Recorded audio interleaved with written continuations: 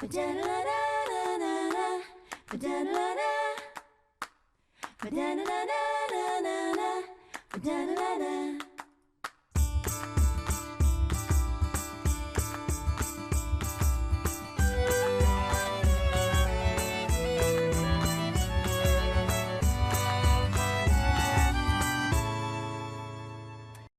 welcome to Art Assignment. I am Shelley Hansen from the Hibbing Area Chamber of Commerce, and today I will be your host, and along with me are guests from the Mesabi Symphony Orchestra, Benjamin Nillis and Lisa Buckman.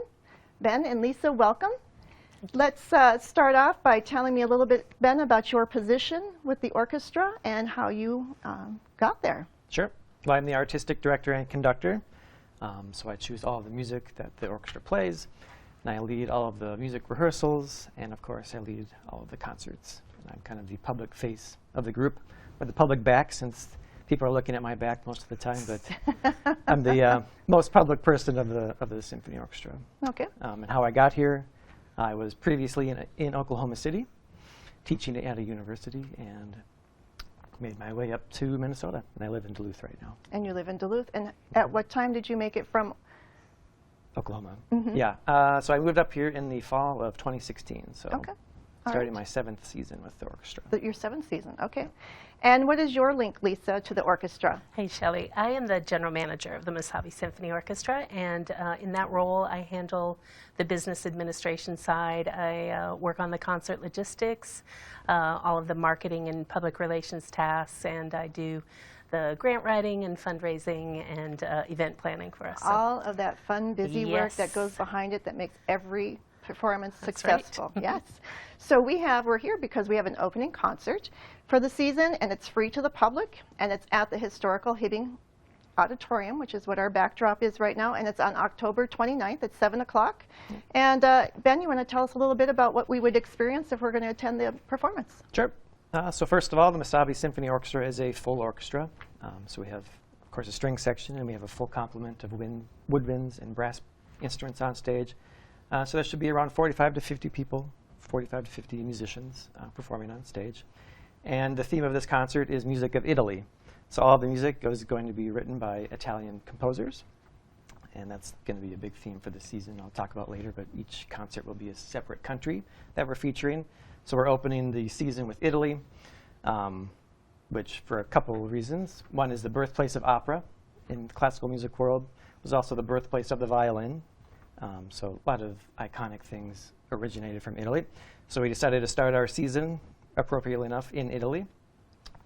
So some of the major music on this program will be from operas by Verdi and Puccini. The operas are Rigoletto and La Bohème, respectively. Those are two very, very popular operas in the repertoire that get done in opera houses all the time. And often sections are pulled from those two and performed in concerts like we will be doing at ours.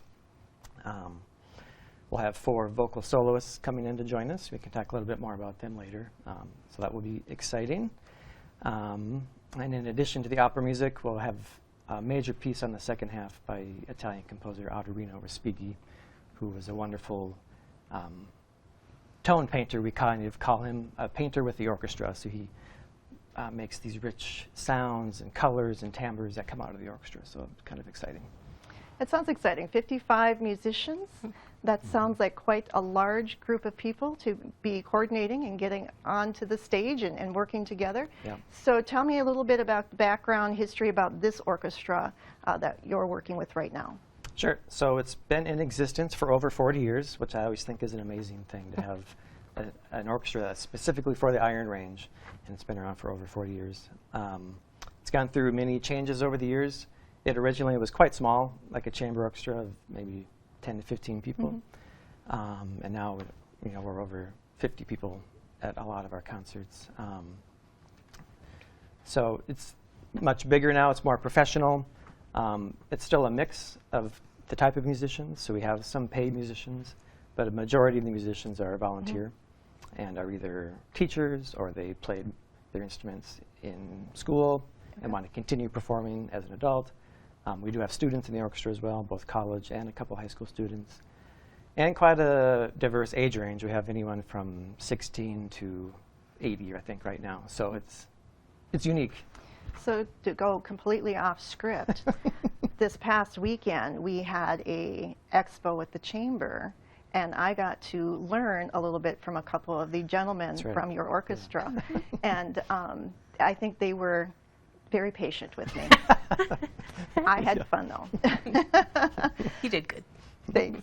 And that was actually a fun opportunity. I appreciate the opportunity. So Lisa, what are some of the specific goals for the upcoming season? Sure. I'm glad you asked this question. So I got hired last year, right, just before we started planning for the season. And we were coming off of an 18-month hiatus because of the global pandemic. So the board and I were, eager and energized and motivated to, really get out in the community and build not just new audiences, but also build relationships with the community. And so for me, that is, one of my biggest goals, and we want to continue with that. I really enjoy getting out in front of people in our communities, and one of my favorite things to do is to, come into businesses and sit in front of leadership teams and talk about, our mission and how, people can support us so that we can continue to thrive in the Iron Range as the orchestra here. So now you said that the orchestra started about 4 years ago, correct? 40. Oh, Over 40, years, yeah. 40 years ago. Yeah. Okay, so then because my thought process was going, if you started prior to the pandemic, which you just mentioned, and trying to resurrect what you had. Yeah. So during the pandemic, were you able to do any type of performances or anything? Did you do you that? want to speak on that? Yeah, so nothing was really in person for a while, of course. The spring of 2020, we shut everything down, and we did nothing until the following fall, and we ended up doing 2 video recorded concerts during that whole season with just string players. There were about a dozen string players or so, and we were all 6 feet apart. We were all wearing masks, of course. I was wearing a mask conducting, which is very weird to do. I suppose. If you've never done that before, which we don't like to do. You don't realize how much you use your mouth to Yeah, do. so part of conducting, there's a lot of facial expressions that happen, and half of your face is missing when you're wearing a mask. So it wasn't ideal, but it was nice to do something, keep some of our musicians playing, giving the community something to watch. They were both streamed live on YouTube. Okay. So that's the extent of what we could do. So is there any, Ben, other information that you want to share about the soloists? You said there was 4 soloists that were coming? Yes, 4 soloists. So we have 2 women and 2 men, 2 sopranos. One of the men is a tenor, and the other is a baritone. So it's a nice vocal quartet. And they are friends of Loon, which is the lyric opera of the North, and they are based in Duluth. It's a nice little opera company, and their co-artistic director, Sarah Lawrence, will be performing with us. She's a soprano, as mentioned. Vicki Fingelson, who teaches at University of Wisconsin-Superior. And then our 2 men are both from the Twin Cities area, Brian Wallen and Mark Billy. So as I said before, they're all going to be singing music from the 2 major operas, Rigoletto by Verdi and La Bohème by Puccini. And some of this music, you may not recognize the name of it. All the arias and the songs are going to be written in Italian. But some of it will probably sound familiar. Some of this music is very popular and very famous. It's often transcended classical music into commercials and famous little ditties you might hear on the radio or something like that. So you might recognize some of it, even if you don't know what it's called. And it's very romantic sounding, very lush and pretty, very, very lyrical. It's kind of the height of romanticism in music, if you will. So I'm really looking forward to performing this music. And some of this music is very hard for the singers. So it's kind of a treat for us to work with these professionals who can sing this music and lets us have the opportunity to perform this music. So it sounds like an exciting opportunity. And this is going to be Friday, October 29th at 7 o'clock at the high school here in Hibbing. So then my next question is, how is it for your very first performance, your very first show, that you chose Hibbing? How is that we are honored to have you? Well, it's pretty simple, actually. We are the orchestra of the Iron Range, first of all, and we haven't played in Hibbing for some time. And we have a lot of musicians from the Hibbing area, and the auditorium is gorgeous, and so it's an honor for us to play there. So we're really excited about it, and we hope that we'll be invited back or be able to come and play in this auditorium many times in the future. So we had briefly talked about the 55 musicians. To me, that's just amazing to have that many people on the stage. I know the high school stage is large, and you had mentioned that they were from all different backgrounds.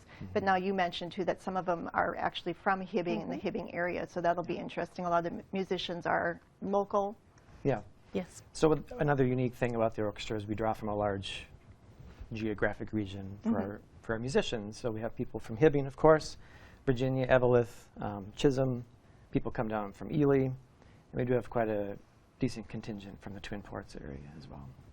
And I'm going to ask you if you have any other information that you want to share about this performance, but I guess I'm also, how long does your season normally last? You talk about your season. So is your season, how many months, how does that work for you? It changes from year to year, but typically we would have a 4-series season. So we would have 2 concerts in the fall, and then 2, sometime in December, maybe 2 at the end of the winter, February or March, and then another 2 concerts in April. So that is what we refer to as a season. That's your seasons. Okay, so I do know that you have your show on the 29th, and then you have another one on the 30th. So that will be your fall season considered? Yes, so it's Okay. the same, it's a repeat performance from the Hibbing concert, playing in Virginia. In 2 different locations. Okay. So is there anything else that you want to share with me about your performance that's happening on Friday on the 29th? Well, I can say, from a fundraising perspective, we're really happy that our efforts that we put in with our relationship building, last year seem to have paid off. And so we have a lot of sponsors this year, and our grant writing efforts have paid off. And so, because of that, we were able to offer this concert for free. So we're really pleased about that. But fundraising continues. It's an ongoing thing forever. And so even though this concert is free, we always welcome donations. So you'll be able to do, or concert goers will be able to do that at the door. So grants, sponsors, and fundraising. Do you want to tell me a little bit about your grants that you've received and your sponsors and your fundraising? Yeah, so a lot of our funding comes from the grants, and that's we want to recognize the Minnesota State Arts Board, the Arrowhead Regional Concert Association, and I don't want to miss anybody. Oh, no, go ahead, read your notes, that's the fine. City of Virginia, the Eveleth Community Foundation, and then also Lake Country Power. So, and then we have a number of sponsors that if you come to the concert, you'll see all those people that are on our program jackets. So, Excellent. Now, did you have any additional fundraising efforts that you do? Oh, yes. Okay. So for fundraising, upcoming, we have the Give to the Max Day that takes place in November. And then we'll have an annual appeal. We'll send out a mailer that goes with that to accompany the Give to the Max campaign. And then part of our biggest fundraising event that we do is the North of Broadway concert that will occur in June, I believe June 9th and June 10th. And that's a really fun concert for us. We have 2 typically back-to-back on one weekend, and it's just a great concert of Broadway music with a lot of the musicians from the Mesabi Symphony Orchestra, and then, of course, vocalists from throughout the area, and just a great night of Broadway music. And that's in June, and where is that located? We have a concert lined up in Virginia, and then also in Ely. So Ely's kind of the other side of our audience. Of your audience? Okay. Well, that sounds exciting. So we talked about your sponsors and your fundraising.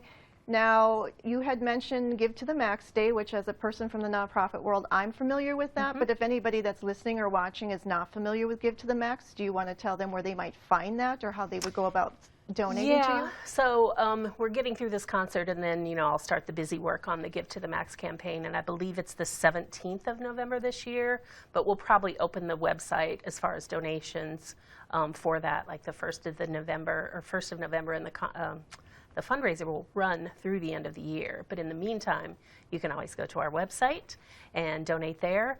And any donations by mail are welcome, so you can support us in those ways. And you led us right into the next question, which is how do they contact you, which is by your website, which is where? It is MesabiSymphonyOrchestra.org. You can't miss that. And you can always follow us on Facebook and Instagram as well. And we practiced how to say symphony today. Yes. I can say it now, symphony, yes.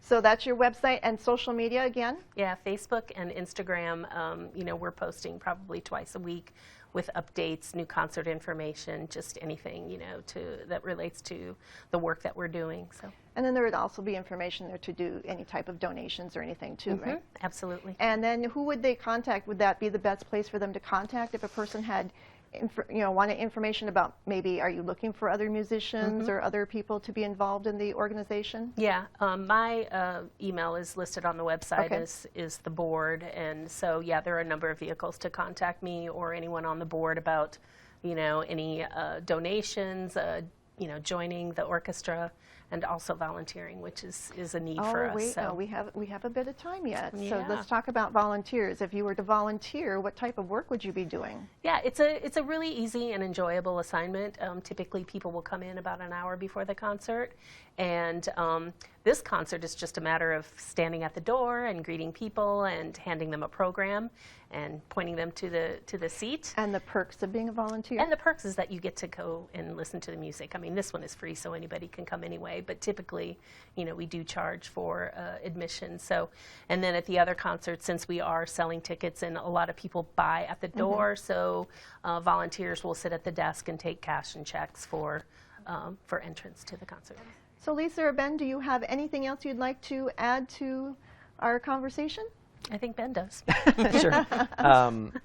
Also on our website, we have a jobs posting tab. So we're always looking for musicians, and we have specific listings of positions that are open that are paid positions. But we're, of course, always looking for string players who want to get involved with an orchestra, and either continue playing if they played in the past or want to just be in a local orchestra. I'm assuming my 5 minutes of training is not... Well, we also One day. we also have a smaller, more of a beginning ensemble called the Mesabi Chamber Oh, okay. Ensemble that our concertmaster is in charge of. And that's for people who are learning string instruments or want to learn a string instrument. So that is also Okay. an avenue for people if they want to get involved in the Mesabi Symphony umbrella organization. But then I just want to plug our last, or not our last, but our remaining concerts this season. In December, the music is going to be focusing on the music of France and French composers. In March, we'll have composers from Germany and Austria. We're kind of combining and cheating. It's all like the same anyway, right? Okay. And then we're going to return home in April to the United States. Okay. So. Well, so to recap what we have today, we have the very first concert, which is free at the high school auditorium. That'll be Friday, October 29th at 7 o'clock. Doors will be opening at 6:30, and we strongly encourage you to get there early so that you can get your seat so you can watch this. Again, donations are welcome. And I want to thank you both, Ben and Lisa, from the Mesabi Symphony Orchestra. I did it. Thank you, and thank you for watching Art Assignment. Thanks, Shelley. Thank you.